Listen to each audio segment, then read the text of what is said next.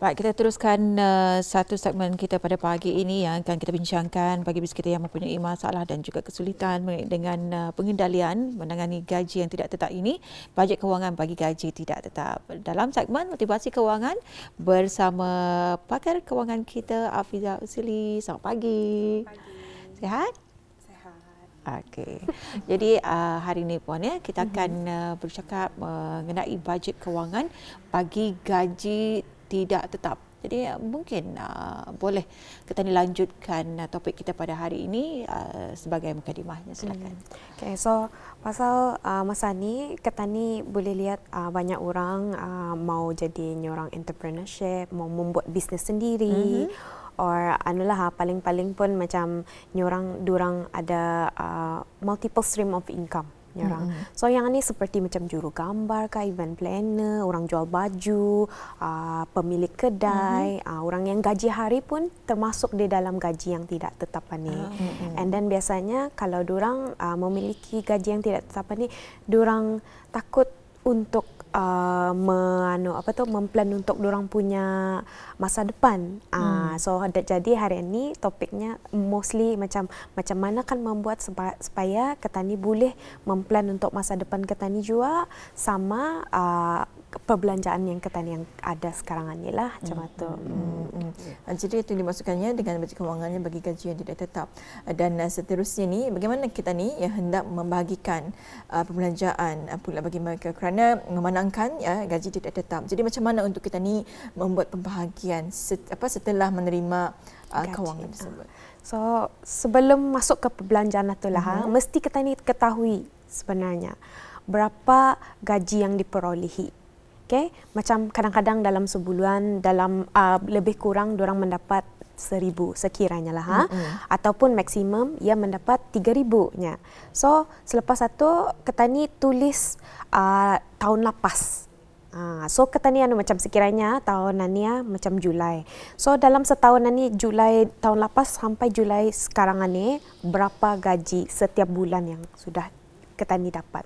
Macam daripada the freelance kerja yang kita ni dapat, kerja bebas yang kita ni dapat ni, ataupun macam membuat bisnes sampingan apa tu kan, and macam kalau kiranya gaji hari ke apa, ataupun berapa bisnes yang mendapat, berapa ia membagi dirinya dari bisnes satu. So atu yang gajian itu kita ni ambil, dapatkan puratakan on average berapa gaji yang telah diberikan. So dari sana kita ni dapat macam orang melihat boleh okay, sudah aku tahu on average berapa aku dapat kalau the whole year ni. So mungkin ke depan I will get more, macam mendapat lebih banyak daripada apa yang kita ni boleh buat macam setiap tahunnya. Okay, aku tahu sudah tahun depan aku buat macam ni. So tahun lepas ni, so tahun depannya mungkin aku boleh mendapatkan lebih banyak keuntungan lagi, ataupun macam kerjaku macam makin banyak orang meminta, memanggil. So ini kira orang yang membuat freelance apalah. So dari sana macam kata ni boleh buat riki-riki mungkin gajiku macam mana.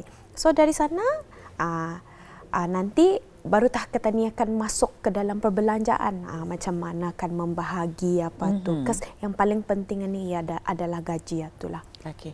Kalau tadi pengutakan yang paling penting adalah gaji, tapi itu adalah kiraan kita ni selama setahun untuk orang kita ni mengimbangi dana juga tu purata gaji kita ni dalam masa setahun.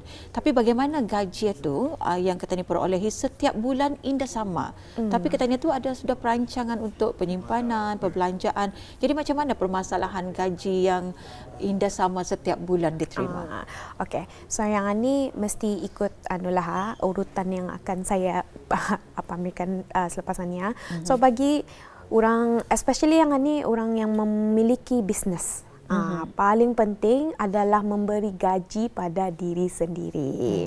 Okey, pasal banyak yang mempunyai bisnes ni, dorang putar balik ia punya keuntungan itu. Macam apa yang diperoleh itunya aku balikkan lagi semulanya supaya aku dapat keuntungan lebih. Tetapi ia memberi gaji arah dirinya sendiri.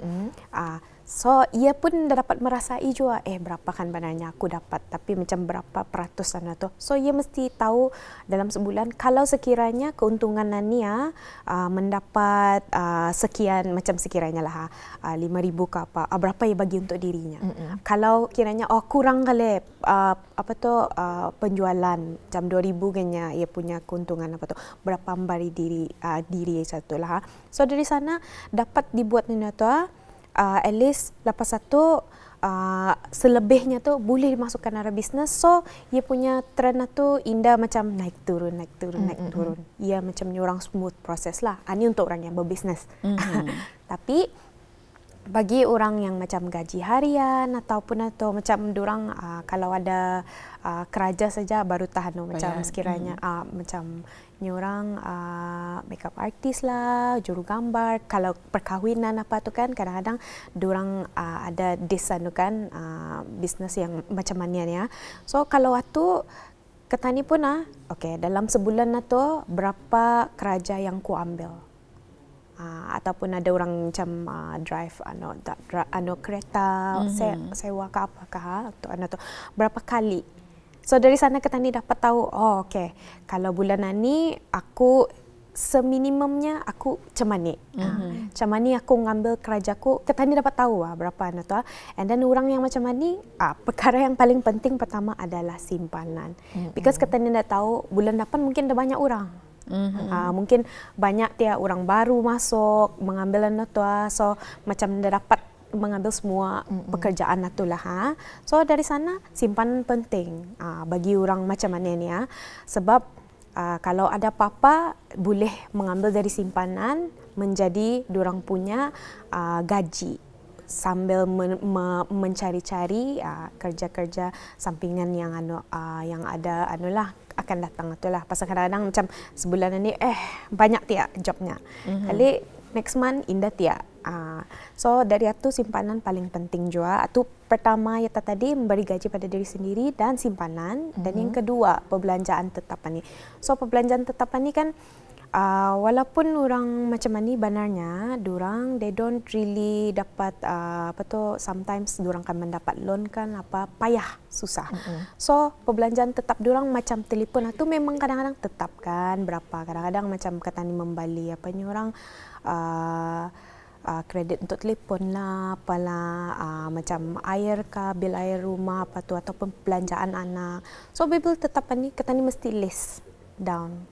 Macam tiap bulan macam adakah ia berubah ke apa. Kalau kata ni dah perasan macam dulu sama sekarang, dah kena perasan macam ada perubahan atau kata ni boleh list down setiap bulan macam sama je macam gaji tadi kan. Perbelanjaan kata ni dari sana atau pasal kadang-kadang pun kata ni ada satu bulan ni macam kiranya laki kata ni macam our spouse ni hari jadi ke ataupun hari jadi apa, bulan itu will have lebih banyak perbelanjaan. So ketani dari sana kalau ketani list down apa yang tetap apa tu, mungkin ketani dari sana aku ada simpanan sudah perbelanjaan tetap so kalau aku mengambil kerja pun apa, aku tahu minimum aku mesti mendapatkan ni untuk kira hidup lah bulan setiap bulan macam tu. And then yang ketiga paling important adalah merancang persaraan. Sebab yang ni kata ni nada orang ia paksa merancang sendiri. Ia nada nada employer-nya ni ia macam tu untuk orang memiliki bisnes. Indah juakan ia sampai ketua ia indah orang masih bekerja. Betul. Mau juakan sekiranya kalau ia akan bagi arah anaknya bisnes satu, at least ia ada bisnes ia ada persaraan tu ready and ia boleh lapaskan dan pretty sure macam orang yang kerja macam banyak kerja tu pun macam dorang mau juga mana end goalnya ni bila aku besar tu. So dari sana kalau indah merancang sampai bila-bila kerja also ngalih lah ni orang. So itulah urutannya. Iya, jadi alhamdulillah itulah urutannya bagi bajet kewangan, bagi gaji yang tidak tetap. Itu dengan kita memberi gaji pada diri sendiri, itu simpanan, perbelanjaan tetap dan juga merancang bagi persaraan. Dan seterusnya ni Puan ya, bagaimana pula hendak membahagikan perbelanjaan tetap ataupun tidak tetap ini? Okey. So bagi mereka perbelanjaan tetap dan tidak tetap yang seperti yang saya sudah sebutkan tadi ya, kita ni list downkan semua sekali. Okay, yang paling penting adalah makanan asasi. And then macam sekiranya kalau untuk bisnesnya tu keperluan bisnesnya mungkin sebagai contoh juru gambar, diorang perlu mengupdate diorang punya equipment peralatan apa tu ataupun macam makeup artist, diorang perlu update diorang punya orang makeup apa tu. So yang ini adalah business expenses. Jangan dimasukkan ke dalam perbelanjaan tetap dan tidak tetap ketani. Perbelanjaan tetap dan tidak tetap ini adalah perbelanjaan personal ketani, secara individu lah. So macam tetap macam bil air, bil telefon, macam makanan anak, minyak kereta, apa tu. Walaupun macam minyak kereta boleh juga kalau ia mau masukkan itu dalam business expense-nya tu, mau dialih-alihkannya pasal ia aku pakai minyak kereta ni untuk ke kerja biasanya, bukan untuk benda lain, atau boleh juga dimasukkan sana. So indah masuk ke arahan itulah perbelanjaan tetap dan tidak tetap. So mesti separate nih perbelanjaannya. Pasal diorang biasanya diorang samakan perbelanjaan bisnes sama perbelanjaan harian. So perbelanjaan macam harian yang ketani selalu tu mesti orang bahagikan dan ketani list down apa yang ketani kan masukkan dalam sini. Dan itu sudah tu ketani lihat paling-paling berapa yang tetap ni macam no discount. Orang mesti ada macam kiranya kalau minyak kereta kan maybe dalam nya 100-200 sebulan macam tu ikutlah. So dari sana mesti kena list down lah apa yang anda tu, tapi yang paling important adalah bahagikan dua expenses ni. Itu dia bagaimana hendak membahagikan perbelanjaan tetap ataupun tidak tetap. Dan dalam situasi kita ni macam mana dengan gaji yang tidak tetap, kalau simpanan, berapa persen simpanan ketani yang ketani simpan dengan gaji yang ketani ada? Okey. So kalau tu biasanya yang disarankan adalah 10% daripada apa yang ketani menerima. So sekiranya kalau yang tadi ikut contoh tadi minimumnya macam kiranya dapat 1,000.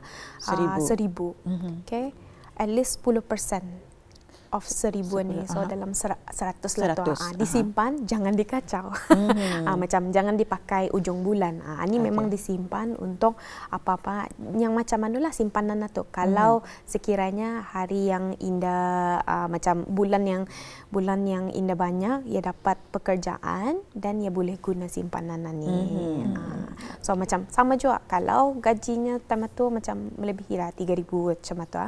So 10% dari sana 300 disimpan. Jangan jadi ada persennya lah. Walaupun gaji itu indah tetap, jadi perlu ada persennya. Ikut saja peratus satu lah. Baik Puan ya. Jadi mungkin boleh berkongsi ni Puan ya, apa antara kebaikan bagi orang yang gaji yang tidak tetap? Mungkin boleh dikongsi sedikit lah. Okey. Ketani for tu kan normally orang gaji yang tetap ni yang paling best adalah diorang berhutang dengan berhati-hati. Sebab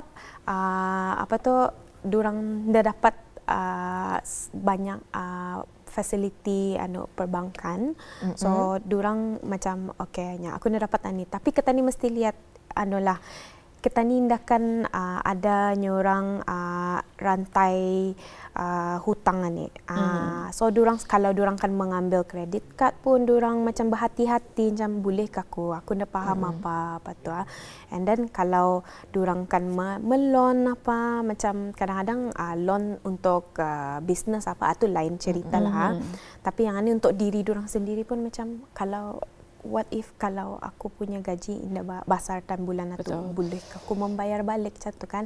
So atu dengan tu dari sini ia boleh orang break rantai hutang itulah. Berseri atau berseri. Jadi itu sebenarnya antara kebaikannya. Yang akan membuatkan kita ni berfikir semula dan juga berfikir panjang ya untuk berhutang dan sebagainya ya. Baik. Dan kita dalam segmen motivasi kewangan, iaitu bajet kewangan bagi gaji tidak tetap. Jadi sebelum kita mengakhiri wawancara, mungkin ada kata-kata akhir dari Afiza, macam mana sekiranya penonton yang ingin mendapatkan khidmat nasihat dari pihak kita. Okay, so bagi mereka yang ingin sebarang nasihat daripada kami, boleh dihubungi pada email address kami, iaitu askfpab@outlook.com, ataupun laman sosial kami, Facebook FPAB ataupun Instagram FPAB_BN. So dari sana bolehlah kita kontak sebarangan itu, dan durang will beritahulah macam mana prosesnya untuk berjumpa dengan sebarang pakar kewangan yang ada di Brunei ini.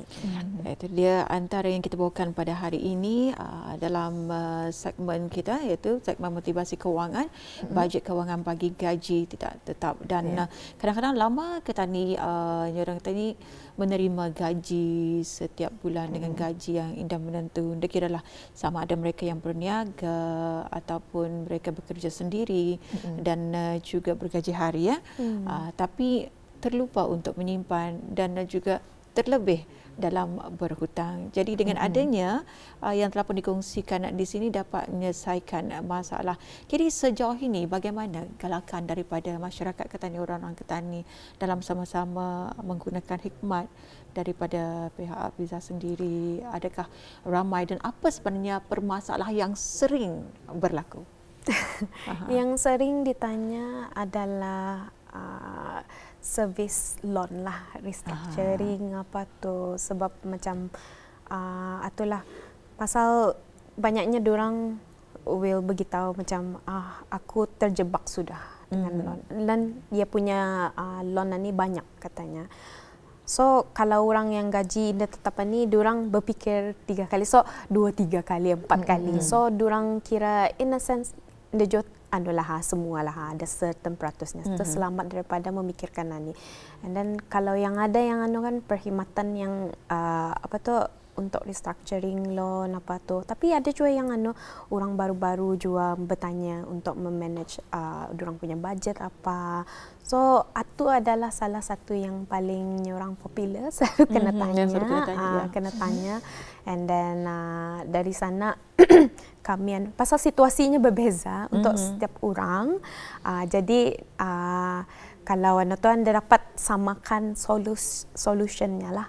Betul. Caranya yang sama lah. Caranya yang sama. Ya, alhamdulillah ya. Jadi yang penting adalah untuk kita ni menguruskan dari segi kewangan ini adalah disiplin ya. Dan juga kita ni mengetahui dan juga perlu kita ni men-set fokus ataupun target kita ya. Terima kasih ya kepada tetamu undangan kita, iaitu pakar kewangan Afiza Osini kerana sudi ya bersama dengan kita untuk berkongsi ya dalam segmen motivasi kewangan, iaitu bajet kewangan bagi gaji tidak tetap ya. Terima kasih kepada Afiza. Sama-sama. Kita jumpa lagi. Baik.